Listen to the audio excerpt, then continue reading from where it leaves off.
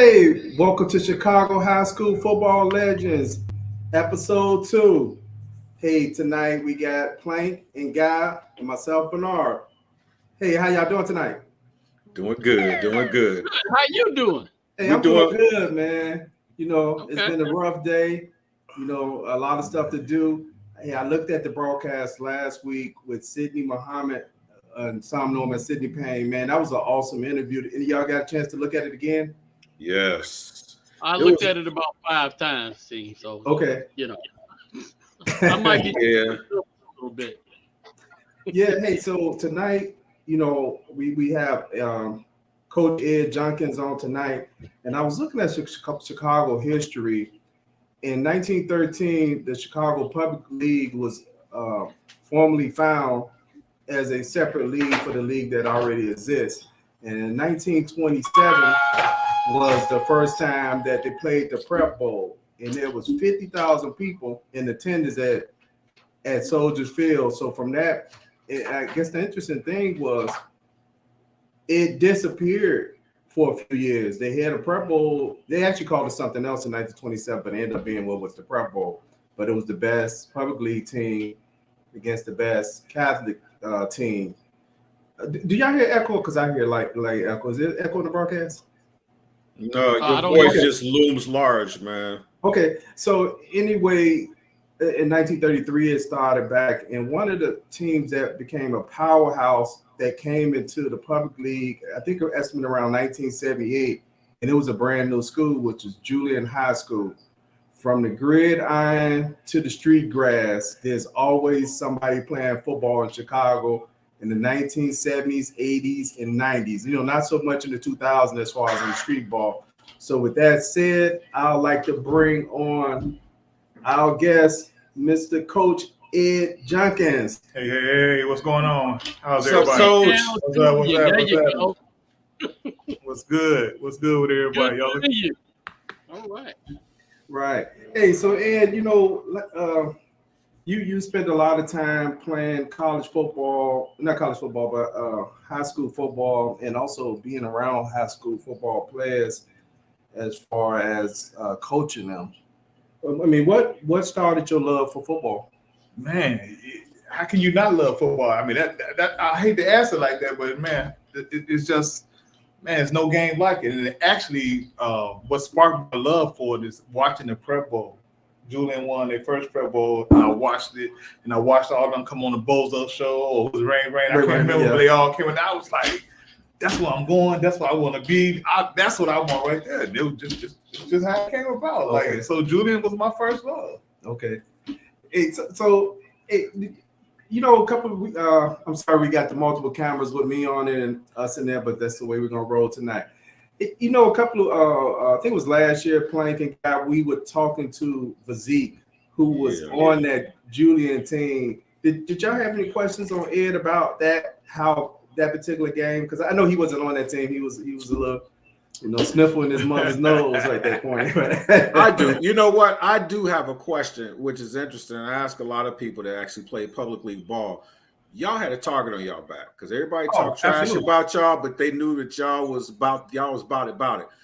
How did you guys deal with that stress management? Did you guys even have any stress about worrying about like trying to win or anything? Or did y'all just go and ball out? To be honest with you, man, we were just a bunch of cocky people, man. I love it. Hey, we all played for the legendary coach J.W. Smith, little coach. Man, our O-line coach was Coach Harrison, who played in the NFL. Our D-line coach was Coach Brown, who played in the NFL. Mm. So, like, it was just like, man, it's just like we knew it's just this air about it. Like, you knew we was gonna win. It was like, okay, we'll see y'all in the championship game. It's just how it was. There was no doubt that we was gonna dominate when we was there. And this was in the 80s, so it was just a thing about it. Everybody wanted to come to Julian. Yeah, I know, but I know you understand it. Give me a lip blow, people. I don't want to say nothing about this. I know they get a little offended about it. They get a little offended about that, but just a caveat at the end.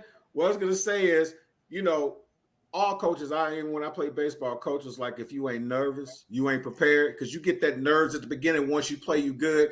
I was just talking about like the preceding days, like when you're going up to it, did y'all like, man, we got to win this game. I hope I don't do that. It's good that y'all had that, man, because man, y'all had some squads, man.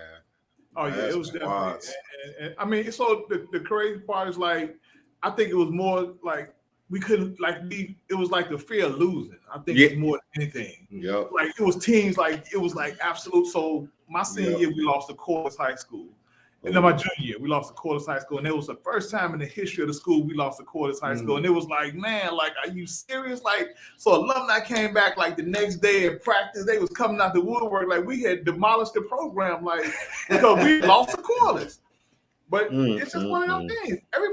Anybody can lose on any given day. You know, and sometimes when you knowing people you think you could just know you're going to dominate and win, sometimes you play your hand, it's just one of those things. And so it was like the fear of losing the people that we should know we should never lose to. And fear of the alumni coming back like, oh, y'all lost. It's like, that's a lot of pressure. Yeah. That's a lot of pressure. Absolutely. No, I want to just say it, state for the record. I ended up going to Lindblom, but the first choice was Julian. I never knew that. Nobody ever told me that. Wow. Nobody ever said that's the hidden secrets. That's funny how that works, right? I went to Brennan Elementary. That was on 114th in Eggleston. And at the time, Julian was a new school. Everybody was talking about Julian. And I wanted to go to Julian. But the problem was, at the time, they had a pool. So you had to enter yourself into the pool. And you might have ended up at Corliss or Harlan or Finger or Carver or what have you. So I couldn't guarantee that I was going to go to Julian. So Lindblom came along and I was like, well, at least I know what school I'm going to. But I absolutely revered all of the people from Julian at the time as a young man and coming out of, Park District football and whatever. I remember the legendary names of all of these guys that played for Julian. You're talking about Kevin Physique Murray. I still call him Kevin Murray. I don't even call him. Oh, you know that. Andre Crazy Horse Gilbert. They had a dude named Super Toe who was a kicker. Super Toe. Public league kicker back in the 80s. Think about that. 70s, back in the 70s. Wow. And he could kick. When I say he could kick, dude. He was a kicker. That's why they call him Super Toe. I'm like, what public league schools back in the day? Better public schools now got kickers. So you think about back then, kickers? Really? Are you serious? Then you just think about, oh my God, the Derek Taylors and the Carl Boys, and I mean, you just think about the people that have the Wesley Yates. Right. Wesley Yates is my classmate. So you know what I'm saying? So the Walter Smallwood, people may not know, but Walter Smallwood was on the other side of the field from West. And Walter Smallwood was probably about 5'8", 5'9", fearless. Go across the middle, fearless. Didn't care about nothing. So, it's the Jaguar love. When we say Jaguars for life, it means a lot. I played at Triton with this guy that was playing linebacker for Julian. We called him Rock. I can't remember his real name. What you call him? Rock. Rock. I'm gonna have to look his name up because now he gonna be mad at me because I done forgot his name. He can show up at the house. We'll take care of it. It wasn't a Baxter, was it? Nope. Henry Baxter? Nope. Wasn't none of the Baxter brothers. Nope. Hey, so one of the things I wanted to ask Ed about was when we talked the other day, Ed said he never played street ball. And when Julian setting that tone in 1978 by beating 79, they beat Joliet Catholic. It set in motion a high standard of a new school. So I think Ed, your big brother, played. My brother played before me. Okay. He played before so me. Ed had never played street ball. So Ed's playing organized ball. Okay, you play organized. I never played organized. I never played. But you played street ball. Yeah, played street ball. I never had equipment on until I got to high school. Okay, so hey, let's start there. What was the adjustment from playing with equipment? I mean, that's something different now. So to be honest with you, I used to sneak my brother's equipment on when he didn't know it. I used to wear it around so he didn't know it. So I kind of had a sense of what it felt like.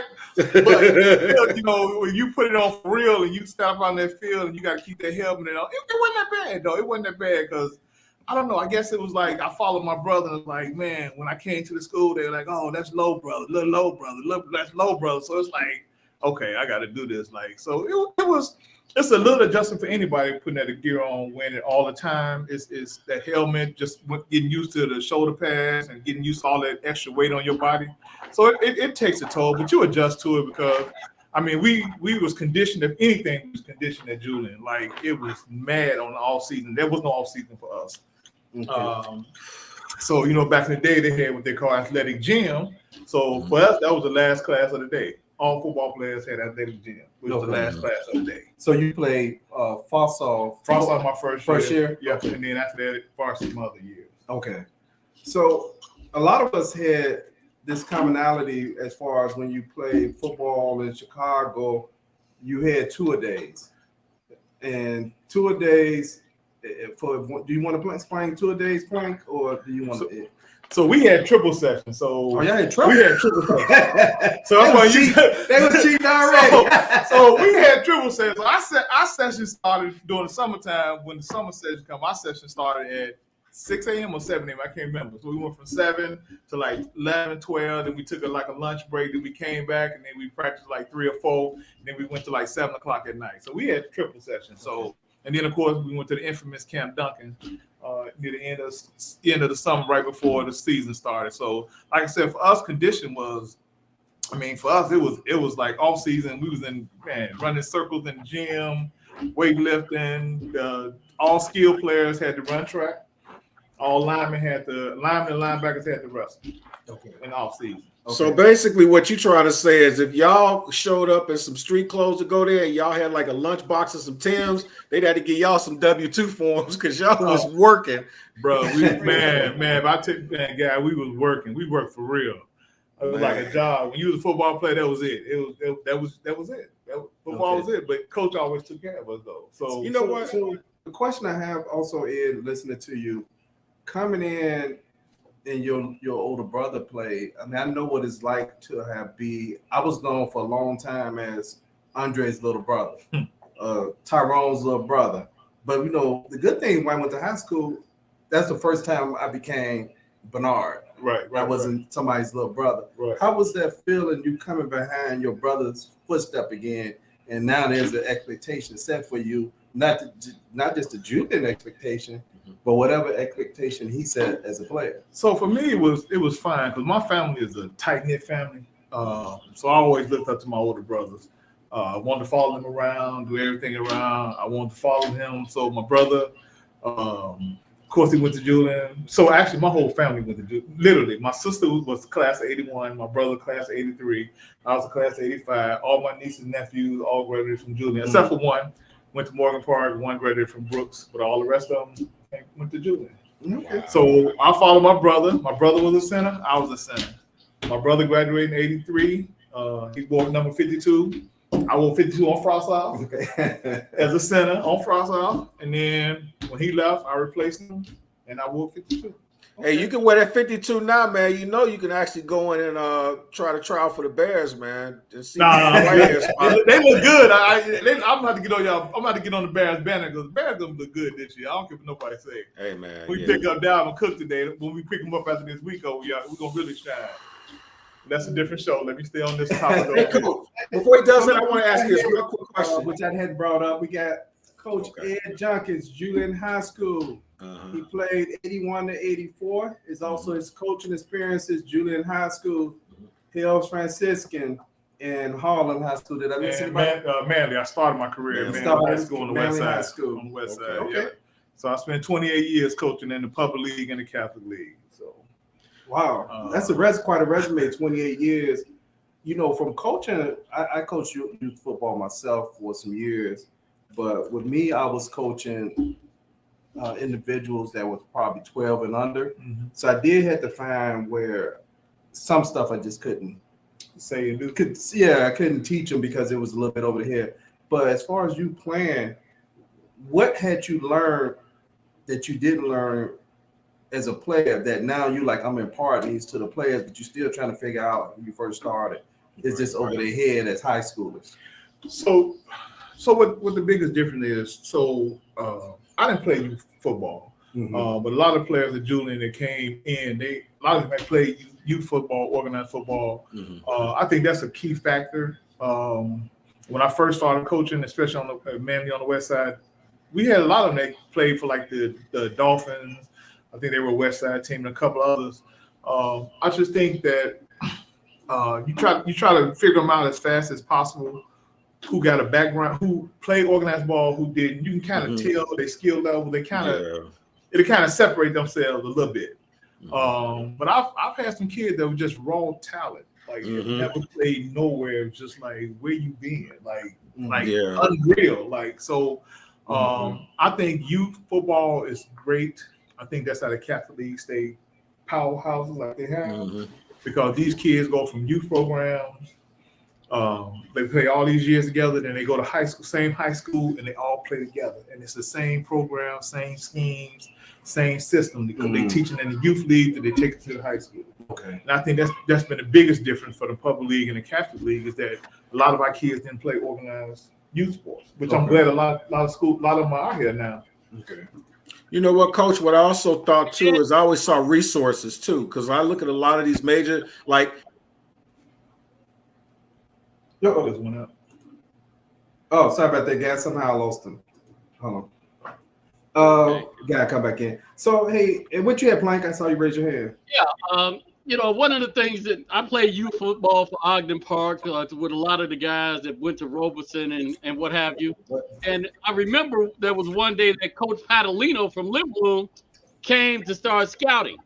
And he looked at all of us and was like, "You guys are too small for me." I always had a problem with that. So as a coach, one of the things I wanted to ask you, Ed, was how do you evaluate talent? Just by the guys being big, or are you looking for certain traits that they have to know whether or not you want to invest in that young man and try to project what he could be versus what he currently is? So for me personally, and we always try to take, so I don't think nobody is set to a position. I've had some small kids that were the best nose guards that we ever had, and these kids were small, tiny kids. But the fact was that they were so fast and so quick that the offensive lineman couldn't get their hands on them. So you have to evaluate, because every kid come in. I'm a running back, I'm a wide receiver, I'm this, I'm that. But the true test is when you put that gear on, and when you start going live. Man, that tells a lot about a kid. Some of the smallest kids are some of the best linemen you ever seen. And I had, no joke, I had a kid at Harlan, was a lineman, but he used to line up in practice as a DB and cover the wide receivers. That's how big, but he was 6'4", 6'3", and probably 220, 230, maybe 240, and he would he ran his sprints and drills with the running backs and receivers. Okay. I played with a kid. I played with a guy, Steve Bynum, who went on to play at Notre Dame. Okay. So he was all-state tackle on my right side, my left side. He was the same way. Okay. That was back then. Yeah, somehow we lost Gal here. He back. I saw him earlier. Hey, Gal, what was you saying? I'm sorry. Somehow we lost you. Yeah, I have a fist fight between Chrome and Microsoft Edge, and I think Edge is having a fight. But I'm on Microsoft Edge. Now, the question I had, because when I played baseball in college, the one thing that I saw when I would go to football games is, you would go to the schools and they would have head coach, offensive line coach, defensive line coach. You had trainers, you had nutritionists, you had all this stuff. And then you go in the public league, you just have a small amount of coaches. You have a lot of talent. And I always said, when I looked at teams like you guys, like your Robeson teams, our team, like our 81 team and stuff, I always said that if we had like the donors or the boosters that would come back and just pump money, if it wasn't a public school entity and it was a separate entity and they pump money into it, these public league schools will beat the brakes off these Catholic schools. I just look at, like, as a coach, you're able to see the raw talent. You're able to look and see what you have. What you guys have been able, what you've been able to do as a coach is phenomenal, because you do this without the amenities, and I would just imagine what would happen to squads that you would have tutelaged or coached had you had the resources that they have. You're absolutely on point with that. Resources, it's two different worlds when you talk about resources from public league and Catholic league.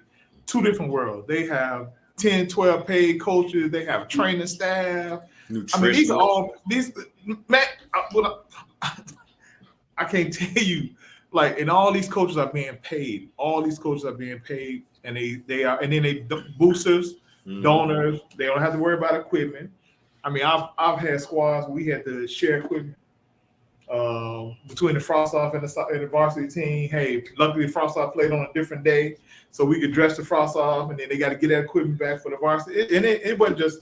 I mean, it's throughout the public league, but it's always the have and the have-nots, even with the public league. And I say that because I can't remember a single time at Julian when we were doing my playing days and that we ever had to share anything. We didn't have enough equipment to suit up a squad. That was never the case. And so the reason for that is it's about winning. It's about the powerhouse. Yep. You know what I'm saying? Yeah. So the Julians are the 80s. Now the Morgan Parks of the 2000s. Yep. The Phillips of the 2000s. The Simeons of the 2000s. They don't have these problems. Right. But you got the Harlans. You got even Julian now. You got the small schools, the small program, the program that's not doing so well or not winning. They struggling to find equipment. Okay. Yeah. But the powerhouses, they have. Okay. So, hey, what I'd like to do is I want to jump back to your high school playing career as a student. I know Ed was a lineman. He was a center and defensive tackle. And, with those positions, there's not a lot of stats that you could pull up. There's no glory. But for being running back, I appreciated those guys out front. I know the difference between guys who can get the job done and guys who can't get the job done. And what is this stat I was looking at? I looked at your running back was Walter Brandon. Average 22 yards to carry. Jesus. Was he a kick returner? I looked at this one game, and Walter Brandon had 9 carries, 155 yards. Jesus. I mean, that's ridiculous. Average 20. That's called getting the job done right there. And when we used to tell people that, they were like, "That's not possible." They wouldn't believe us, but literally, Walter Brandon he followed Carl Boyd, so he was our Carl Boyd in my era, as to the Carl Boyd in the era when my brother played, because my brother was a center on the when Carl Boyd and them played. So we the non-glory. When you're in the trenches, you just play the ball. You just play the game. When you see the quarterback throw for 400 yards, that ain't him. You know what I'm saying? Because he ain't had no. Come on, look at the Bears. He ain't got no protection where he going. Right. Same thing. So the trenches is the heart of it, and that's my love. I always loved it. Even now, when most of my coaching career, besides the years I was head coach, I was always the O-line and D-line coach. Because I tell them, without the bodies up front, we ain't going nowhere. Yeah. So your coach was JW, and it's something because playing in Chicago, you knew who those coaches were by name. And interesting thing was, I remember going to see the rivalry in Chicago game was Julian versus Robeson. Yep, it was. Coach Curry and Coach Smith. First game of the season. It's always the first game to open up the Chicago Public League high school season. Always the first game. Always on the Sunday, the first Sunday before the opening of school. Man, think about that. High school game in Chicago on a Sunday. Yeah. The only game that was played on Sunday in high school football in Chicago Public League. The only game that was played on Sunday. What you have, Plank? As a DB, I tell you what, we get a lot of the glory for big hits and all of that. But I did not want to see one of them big centers or offensive tackles come in my way. Trust me, you was not gonna make a living playing at 155 pounds against the game. I'm just letting people know. If they says any question, we knew the difference between running up against an offensive lineman versus being able to get a good hit on a receiver or running back. We didn't want to see y'all. I'm just letting you know. And the gentleman's name is Robert Freed. Oh, Freed, yeah. Well, okay. Hey, we played together at Triton, so that was.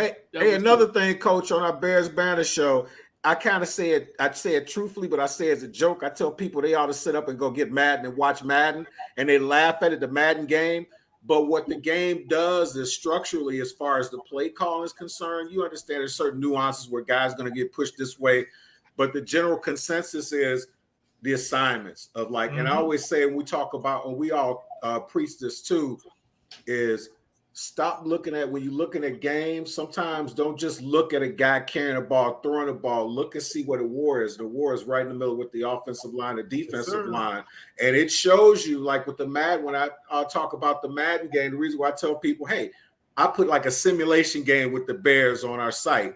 And people think it was just being a joke, but I do it because I want them to actually, like, they're able to rewind it and look and see what the responsibilities of the guards, the tackles, the centers, how they create gaps, how the running backs can run through A gaps and B gaps and stuff. So, I mean, like I said, I did it kind of as a joke, but I do it seriously, and it helped me a lot as far as understanding how plays are constructed and how they run.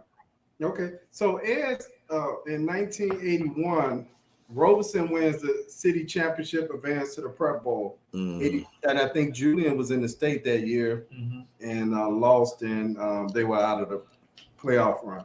82, Robeson advances all the way to this, I believe, the championship game. And I'm trying to remember what school they lost to. It'll come to me later. Beat us. They beat us. No, that was 81. 81, they won the Prep Bowl. Did they beat Mount Carmel or somebody? 82, they advanced. No. Because They played Mount Carmel because they were going against Tony Furjanic. Man. Right. You referring to 81, right? Yeah. I think my senior year, the class, it was fall of 81. Yes. Fall 81. Yeah, it gets a little confusing because the football season. Oh, you know what it was? The fall semester. And but in 82, I want to say Julian won the city that year. 82, yes. Okay, which was your? That was my brother's senior year. That was Carl Boyd's senior year. That was Carl Boyd's. That was his senior year, 82. Because 82, 83 season. Okay, so you were on the far side then, or you were? Have you? I came up at the end of the season. Okay, so you got a taste of being in the Prep Bowl that year. So Bernard, I'm not sure. I'm sorry to interrupt you. I think in 82, Julian ended up playing for the state championship.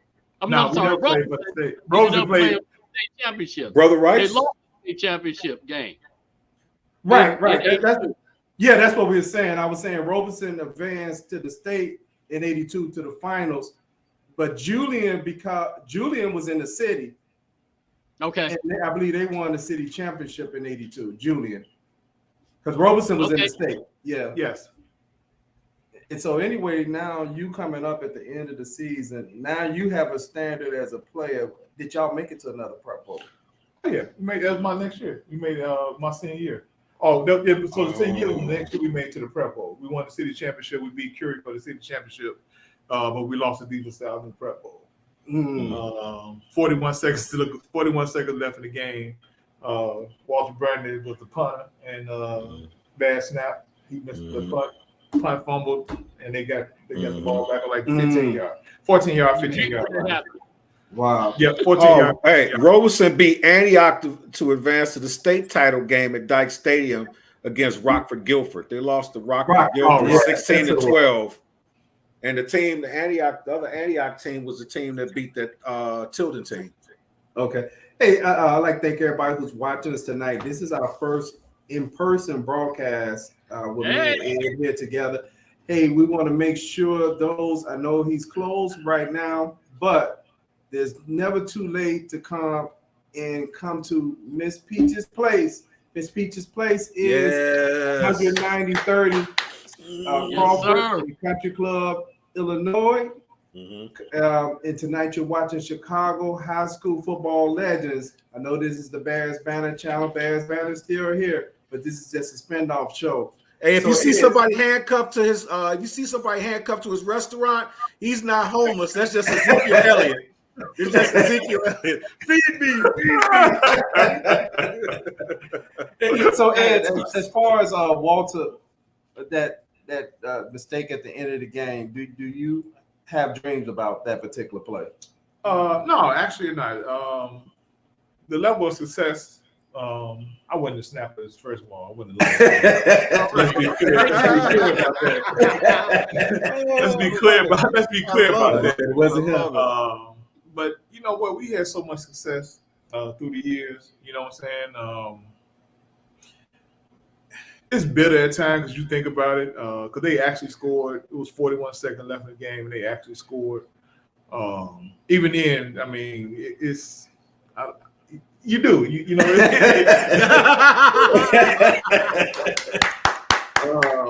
know what? And I mean, we accomplished what we said we were going to do. I mean, of course, you always your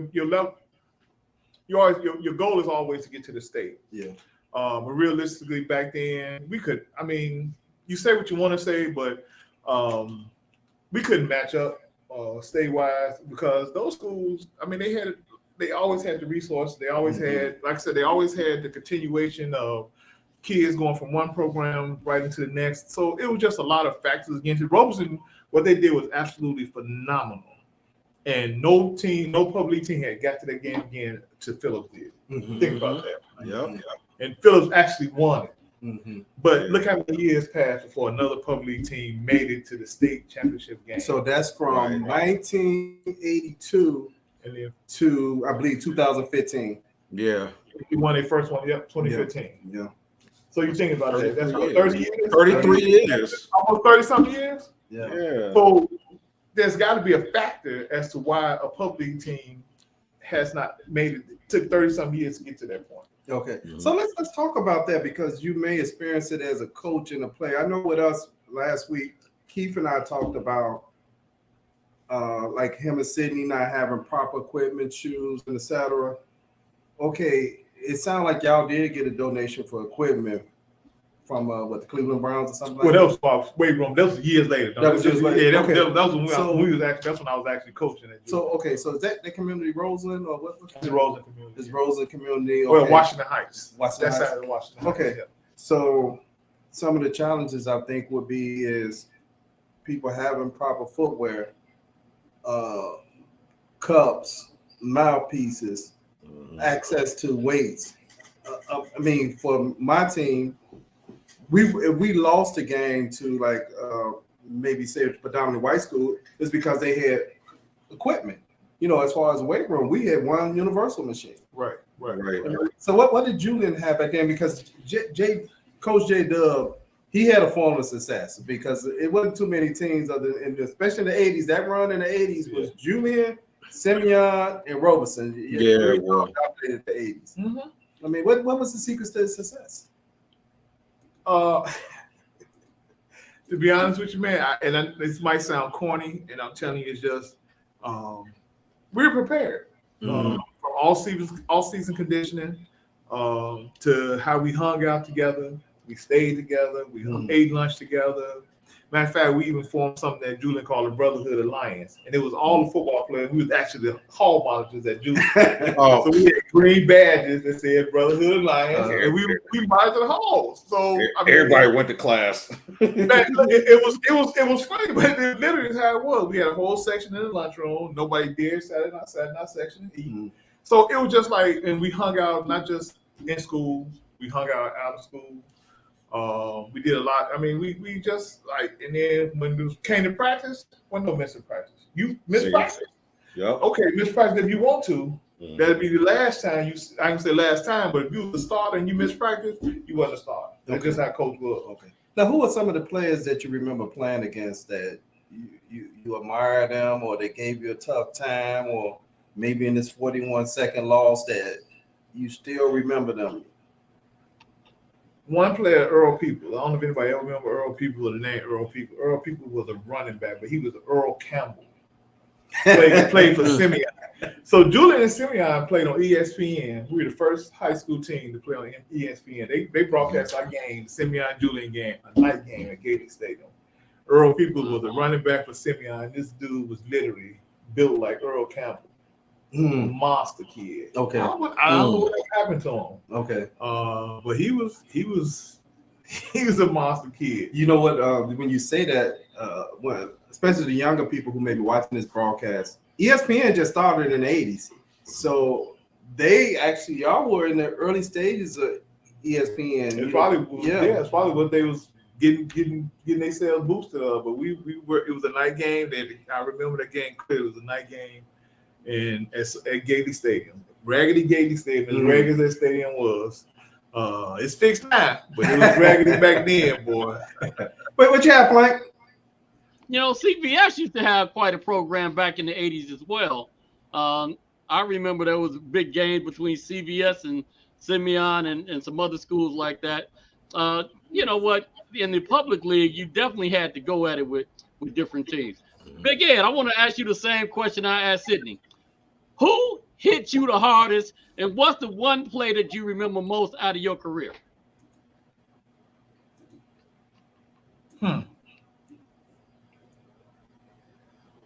Yeah, that's the person that you saw his cleats stepping over you. That's the guy that hit him hard. I ain't never seen that, so I can't relate to that, to be honest with you. They call me the JYD. That was my name. Junkyard dog. All right. My coach always said he's meaner than a junkyard dog, and that was my name. I don't recall. I had probably harder teammates than I did anybody. You ever want to get? Hey, when you play with George Streeter. George Streeter was a safety. Mm-hmm. George Streeter was a fullback, but George Streeter is probably one of the hardest hitting players I've ever seen. All I know is if you get in a tackle, you better make that tackle before Streeter come, because he was coming to clean up. And he was taking out everybody. So, man, look, I'm gonna tell you.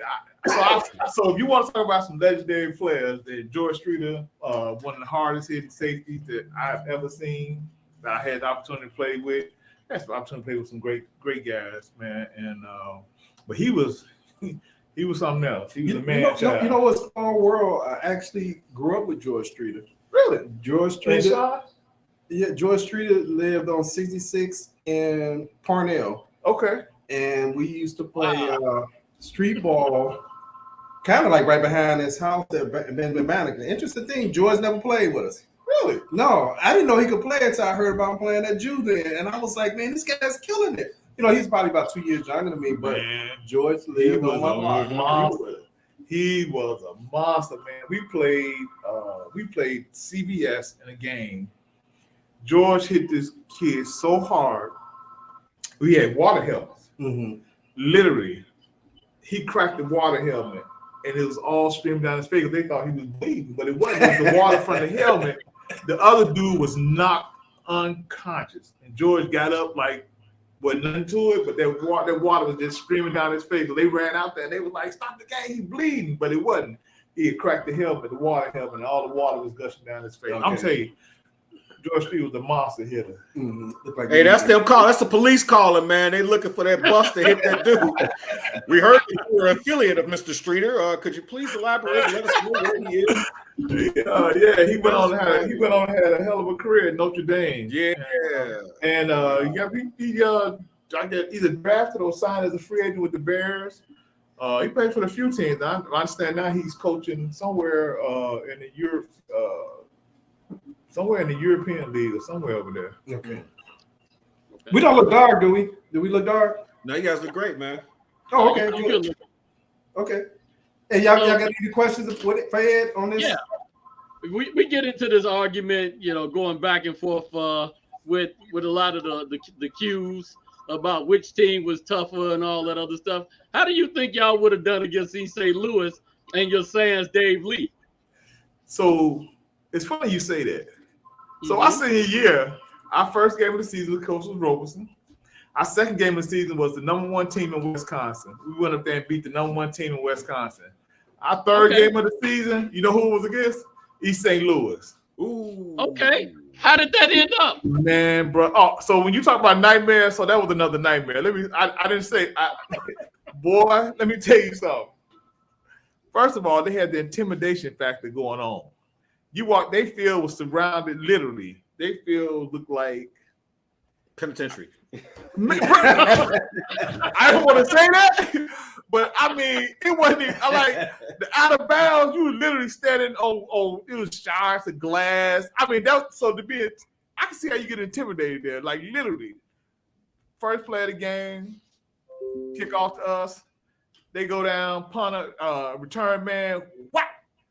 Hit him so hard, man. He gave up the ball. They put a hurting on us. They put a whipping on us. Hey, our coach was so mad. They took all their gear off. They were like, man, they started taking their gear off before we can get out the stadium. That's not bad. Well, you know what? I guess so. When you're playing against people who probably like working on their GED and they're 22. So I'm gonna give me some props with that. What's Okay. so crazy? You think about when the guy was talking about the resources. You think about the East St. Louis and what their environment, and you think about like, so what made them the East St. Louis Flyers? You know what I'm saying? What made them as successful they was coming from the poverty that they were surrounded by? That's easy. That's real. Sheer will to get out of where they were. Yeah. You know what it was? Because he probably said, we have and collective. I was saying, and collectively, they only had one school, three schools. Correct. We got East St. Louis Senior, East St. Cahokia, and I forgot the other Lincoln. One. So, yeah. You know what? Yeah, well, you got teachers up there on the field while y'all about to play. Ask you gonna eat your cornbread? Yeah, but you know what? I think it is. I think the mentality of it was because first of all, they were so constantly probably hearing different other schools that had a little more. They had more equipment, had more amenities. Y'all ain't nothing. Y'all ain't got nothing. And they hear it all the time. And instead of them having that cowering effect, it made them angry. And that's the worst thing. That's almost like you got a dog that's hungry as all get-go, and you walk up in there in a sirloin steak soup. You know what I'm saying? It's like it's a mentality, just like we talk about load management with different things. How everybody now, because it's a business, you find more key people now with this load management getting hurt. When we were kids and we played sports, we never wanted to come out of a game. And you guys played street ball with no equipment on, with most of the guys that you line up with in high school without equipment and sometimes hit the concrete. And every blue moon, somebody would get hurt, but you get strawberries. You may have sprained your finger, but nobody got hurt like that. I really think it's a mentality too, man. Because if you think more about wanting to play and not worrying about getting hurt, it kind of works in your favor, man. I agree with you. Hey, Ed, did you play college football? Not at all. No. Okay, you play college football? Not at all. Okay. And there's some people thanking God for that too. So thank you, Jesus. So let's go to Ed's coaching career and let's look at that. Look what we have right here.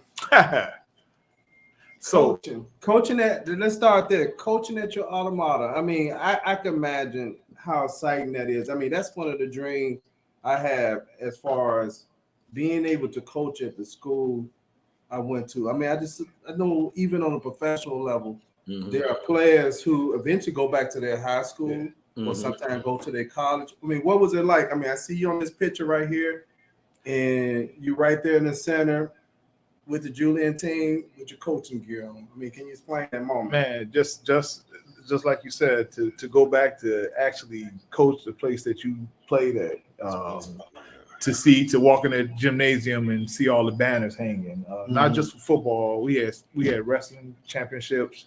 I mean, if you ever walk in Julian's gymnasium, we had all the banners from all the championships placed. So if you ever walk in the gymnasium, it's all there. Just to go there and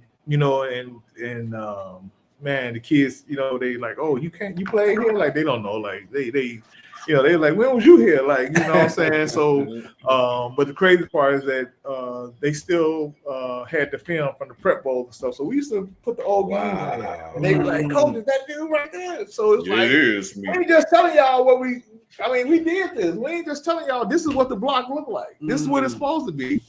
But just that honor, man, just to go back and to give back, because Coach Dr. Smith always told us that, if you all ever had a chance, you're supposed to come back and give back.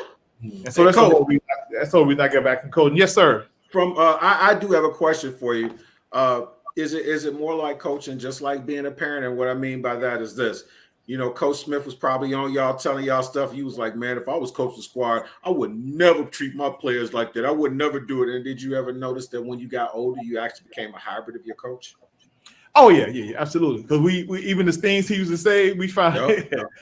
So even the things that he used to tell us, I found myself saying it to the squad, and so that picture this picture right here that Bernard has up now. So that year was the first year that Julian had went back to the state playoffs in over 10 years, and so that was the squad that we went back to the state playoffs for the first time in 10 years. So I was honored to be the coach for that milestone to go back to the state playoff. Okay.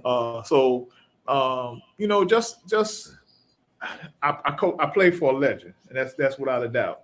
We used to laugh and joke about the stuff he said, but it made sense. He used to, always talk about it's only cold if you think it's cold. All those sayings that he used to tell us, and we'd be like, man, you out here with a parka on, with mittens and a parka and a hood on, and you talking about it's only cold if you think it's cold. Yep. Balled up. Shit, we out here in uniform. But we were still playing, which means that it was cold weather, which means that we was deep into the playoffs. Mm-hmm. Otherwise, it wasn't cold weather. Okay. Now, listen to what you were saying. Everybody that I know personally, when they talk about Coach J.W. Smith, I mean, it's like they're talking about, I would say almost like a demigod. I mean, football Jesus. Yeah, I mean, what was that like? And Plank, what you have? I mean, you don't jump in too. Well, yeah, I was looking at the picture, and he had a bunch of young women on there as well, and I was wondering what was the role that they played? Were they coaches or were they? So they were team managers. Yeah, they were team managers and statisticians. So they kept the stats, and they were team managers. They came with us to every game. They made sure, equipment was on the buses. They made sure the water, the Gatorade. They did, and they kept the stats during the game. So they kept track of things like that. They was at every practice like we were. At the time that women would play that role, even being around the team. So one thing that just stood out is just seeing that picture on there. I'm like, wow, women. And why didn't I see that all the time, especially in the 80s? But, they were the only ones allowed on the practice field. They were the only ones allowed on the sideline. No other female parents weren't even allowed on the practice field. See, but the ride or dies too were the ones like when you played, they made sure you concentrate on playing, or they say, hey, did you get your homework out? Or did you remember to bring this and that? And a lot of times I think we're so in a moment thinking about that, we don't do it. And in retrospect, we look back and just think of how integral they were. Yeah. But Coach, I got to give you flowers right now, man. I appreciate everything that you do, because the truth of the matter is a lot of folks preach, a lot of folks holler, you come in and teach, and you bring a level of humility. And if you have one guy that even went to a junior college or whatever, you've done more than most. I appreciate you for coming back, man, because it's a whole lot of folks that go and they leave and they keep going, they turn their head, man. You came back and you tuteled some young men and make them better men. And I will tell you right now, not saying that I know the character of any of these men, but just the way time and the way existence is, they could be steered in another direction, but you gave them an avenue to not only believe in themselves, but learn time management, learn how to educate themselves as far as plays are concerned, learn how to make sure that they're being upright citizens. I appreciate you, man. Real talk. I had to give you your flowers, man, because it goes unsaid. It's too many times we got these brothers that come into these communities and do some great stuff, and there's so many people on the outside doing all this, and then all I got is what y'all doing. So I appreciate you. Thank you very much, Coach. Thank you, sir. Yeah, it's nothing like coaching, man. Like, man, these kids be at my house like they were my kids, man. So even now, I still keep up with a ton of them all the time, man, all the time. Christian. Okay. Christian played quarterback. Okay. Christian spoke highly of you today when he saw the interview. He was in the city of Chicago, and he was like, if I had the time, I would just come there personally to come see Coach Ed Junkins. He was an awesome coach. Great kids like Christian, Anthony Hughes, who's playing over in Europe now. We used to call them fresh. I mean, just some great kids through the years, man. I try to stay in touch with all of them. They see what they're doing. They can always call me. I had one kid, he got killed a couple of years ago, but every Father's Day he would call me. Never missed a Father's Day. Okay. Coach Ed, I just called because, and when he was playing for me, he was living in a foster home, having a tough time. So I used to bring him to my house as much as I could, but I stayed in touch with him. He got killed by police in Minnesota some years ago. But it's just a lot of kids. I try to keep up with all of them. Talk to them. They can call me still to this day. You have any favorite players? I mean, I know you coached at If you don't want to mention, that's fine. You don't want to make them jealous. It's no favorite. It's no favorite players. But I keep in touch with tons of them all the time. I run into them all the time. When I got the restaurant, one of them was actually a chef downtown, and he was like, "Coach, if I could swing it, I'd come work for you." So, so it's just, I can't name. It's just been so many kids, man, that I've had the opportunity to touch my life more than anything, man. And coaching, people think coaching, coaching ain't you not coaching for nothing other than the love of it, because it definitely ain't for the money.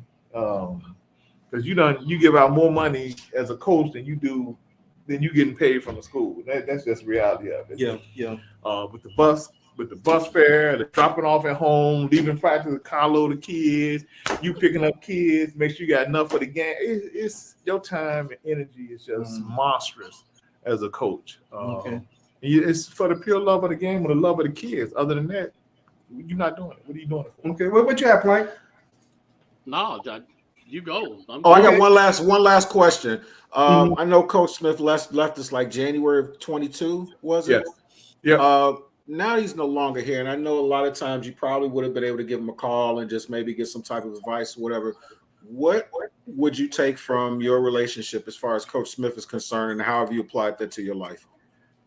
So funny thing you say that picture that Bernard had put up with me and the squad on the thing. So that was when that picture was taken. That was the year we was getting ready for the state playoff, back to the first time. And I called Coach and I said, "Hey, Coach, can you come take a look at practice? Tell me what I'm missing. Give me a strategy help." And literally, he was there the next day.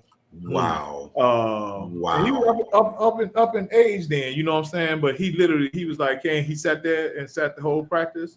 And then after practice, he sat down, he said, this is what you do well, this is what you should do, this is what you need to focus on. And that's what he did. He spent the whole next day of practice. I saw a quote years ago from Coach J.W. Smith that said the Chicago teams could compete if they could compete once they have the equipment, the resources, and the coaches. And I want to say him and Coach Curry was instrumental in getting starting the CPS football league. Yeah, and get that training for the coaches, because a lot of times all the clinics we had to go to, it was mandatory. Correct. Yeah, it was mandatory for coaches to go to the Glacier clinics. That was mandatory, and there were several other clinics that you had to go to if you coached in this public league. And Coach Smith actually started the tackle football program at CPS. So the CPS program that they now the tackle programs, the Mighty Men and the Cardinals and all those CPS, all those youth football programs, they all started, which is probably the reason why Phillips. People gonna argue with me, but I think Phillips won that state championship because Phillips had all those kids from the Junior Spartans, from the Dunbar Mighty Men. They got all those kids that came into that Phillips program. I agree. All the kids that had played youth football, they had some kind of knowledge and background in football, and I think that was instrumental in Phillips winning football. People can argue with you, if you want. That was I can't argue with you. I think it's 1,000,000% true. And I'm gonna tell you from a baseball standpoint, you ever notice like kids that are in college or kids that are in high school that played ball like in Florida or Arizona, because they played all year round and they played in other leagues and they played so much. It's not necessarily what they're playing, it's the fact that they get repetitions. It's not their muscle memory isn't as expansive as some teams here, where when you finish a season, you're not going to touch another football, do anything until double sessions. With them, it's the whole winter, they're still going. So it's almost as if the certain little nuances, like running plays intricately, being at spots they need to be, knowing where they need to be mentally, it never cuts off because they're always doing it. Okay, so we about to wrap up in a few, but I still had a few more questions on Coach Ed. One other question I did, like, what did you do after high school? So you went to college. What college did you go to? What was the career you had? I know you're an entrepreneur now, but what college did you go to? Went to Western Illinois University. Played that outstanding fraternity, Mega Sci-Fi, Gangsta EB chapter, Root to the Bruh. And after college, I literally went to work for city government. So I spent 26 years working for the city of Chicago. Took early retirement in 2019 to get the first restaurant. And then 4 years later, I had the opportunity to open the second restaurant. So now I'm working for myself now. I've toiled 26 years, and now it's time to live the life I want to live on my terms. Oh man, that's awesome, man. I mean, this is relatively still a young man. I mean, he's working for himself. He's retired. I mean, I know Ed can throw down cooking. So hey, y'all need to get out here. I think the only day you close is what, Mondays? Mondays, yep. So Monday, Tuesday through Sunday, y'all need to get to Miss Peach's place. It's right down there at the bottom. That's 19030 South Crawford. And also what we want to give to Ed, let me get a close-up view so y'all can see this right here. Okay. So we're going to give Ed his own. Because I was going to ask him where he got that shirt. I was going to ask him where he got his shirt at. So that was my next question. High school football legend shirt. Yes, sir. Thank you, sir. I saw his shirt. I was going to ask him after we finished the broadcast how I can get one now. I appreciate you, brother.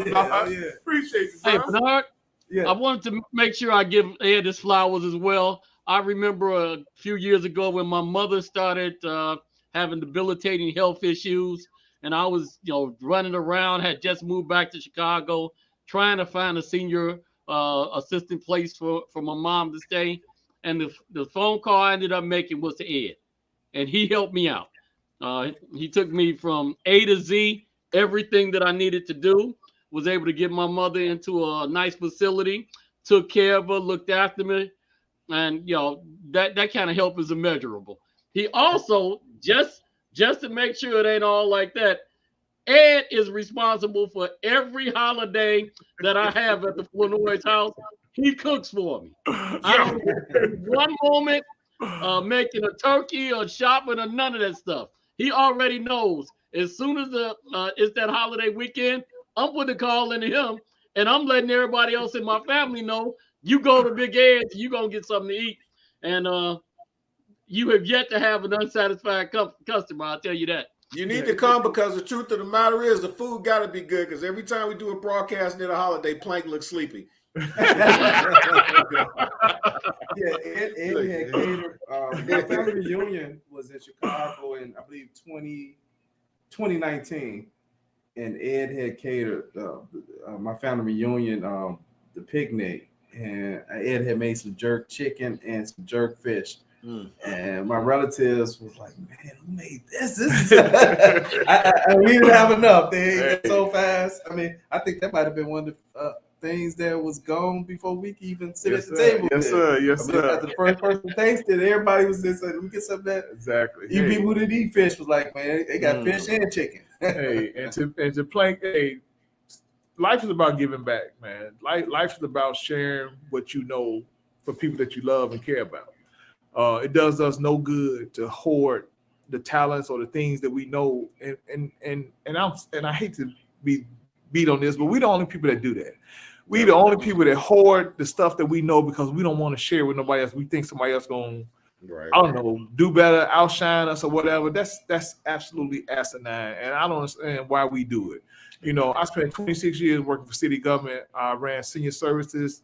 Man, it's like, and the disparity that I saw is that clients on the south side of Chicago, they wouldn't take services because they were proud. Like, I don't want to take no handout. This ain't handout. You work your entire life for these services. But we had clients on the north side, the Russian population, the white population. They were like, give me. Like, I want these services. It ain't enough. Give me some more. But it was like our black communities, like our service levels, like the percentage was absolutely up. It was like, and then you go into their house and you be like, oh, why you don't want, I can do this or I can do this. You bedbound. How you doing this?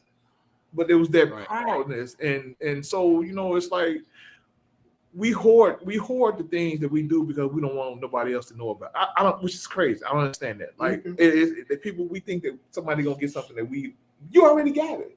Okay. So what do you? Right. So that's my soapbox, and I ain't mean to get on my soapbox. No, This that's high all school football legend, so let me get off my soapbox. So, we'd like to thank everybody who tuned in tonight to Chicago High School Football Legends. And hold on, let me go to that screen. There we go. And we got a bunch of people that's lined up. I mean, people just been reaching out to me after they saw the first show. I mean, it's a whole list of people. I'm about to have Andre Kellen. I'm about to have Johnny Cole. There's a gentleman, I can't remember his name, but he played for Robeson in the 80s. He's going to probably be on next week. I got another coach. Last name is Clark. He wants to come on, and he also played football in Chicago in the early 90s. He actually going to be calling me, I believe, from Denver, Colorado. So, man, it's a bunch of people that are excited about this show. So, hey, I'm going to have some of you guys host this show because I probably won't be able to keep up. But anyway, thank everybody for tuning in tonight to Chicago High School Football Legends. And like I said, I think we'll have a Bears banner in a few more days. Peace.